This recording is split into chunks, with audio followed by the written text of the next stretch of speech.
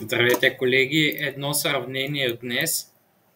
Сканирах като отпечатък модел с интраоралния скенер на Shining Elite и снимах модела с лабораторния скенер на Shining DSEX Pro.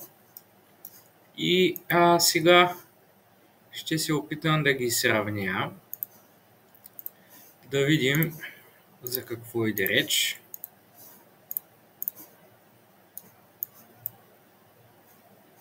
Пасването е уникално добро. Тъмносиньото означава, че имаме доста висока точност и това е доста задоволително, защото ще ви покажа реалната скорост на сканиране на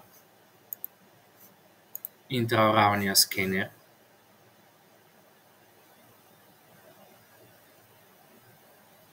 Тоест, аз съм сканирал модела за под 20 секунди, както виждате.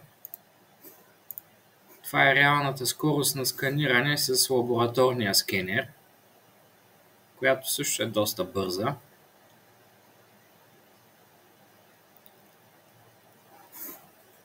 И да получим такъв резултат е повече от уникално за мене, защото тук в най-лошия участък имаме 0,056 отклонение между интраоралния и екстраоралния лабораторния скенер на Shining, което според мен е революционно, да го кажа.